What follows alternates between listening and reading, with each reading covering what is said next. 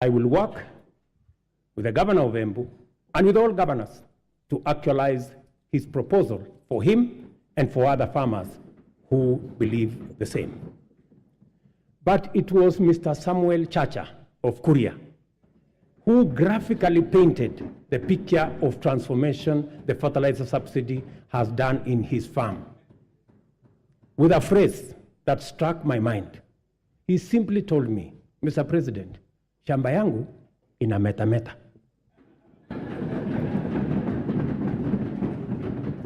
Further, we have made adequate arrangements, including investment in necessary infrastructure to facilitate post-harvest management and to prevent post-harvest losses. 17 certified warehouses jointly managed by the National Cereals and Produce Board and the private sector owners with a combined capacity of 365 metric tons or 4,090,000 kilogram bags have been prepared in the maize growing areas.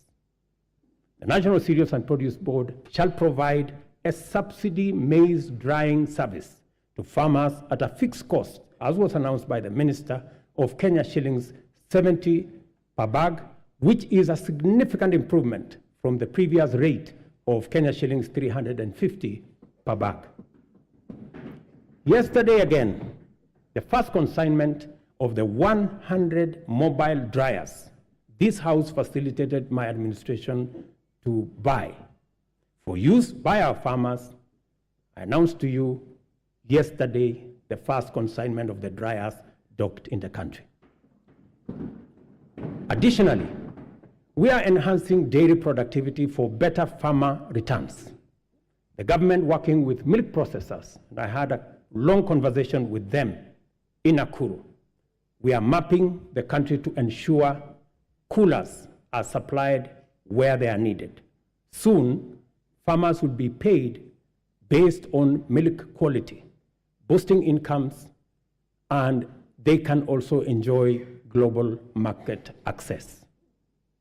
Our reforms in the coffee sector are bearing fruit, with our farmers set to earn 4 times advance pay for their crop from a low of 20 to now Kenya shillings 80, following the allocation of Kenya shillings 4 billion from the Coffee Cherry Fund that was ably facilitated by this House. Coffee reforms regulations will give farmers the necessary representation and weight at the national coffee auction. It is my intention to make sure that the auction operates with farmers at the center of it.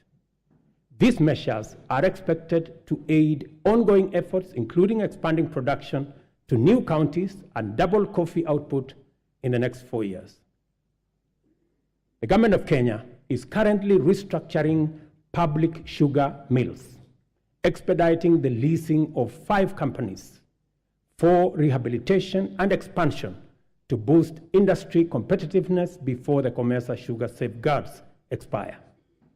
The objective includes creating a competitive sector, raising farmer incomes, and enhancing productivity.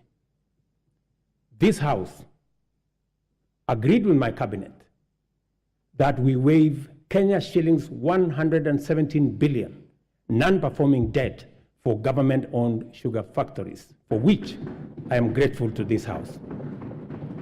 This House also approved 1.7 billion shillings that will go into paying farmer arrears and other complications that arose out of the challenges our sugar sector was facing. I want to promise this House that in the next couple of weeks, we shall be dispersing that money so that farmers in the sugar growing area can go home for Christmas with their money. As earlier indicated, our public borrowing had long crowded out the productive sector from the financial markets, raising the cost of credit and slowing down trade and commerce. As I told Kenyans on my first day in office, times were difficult and many people are struggling, and necessary and effective sustainable solutions were urgently needed.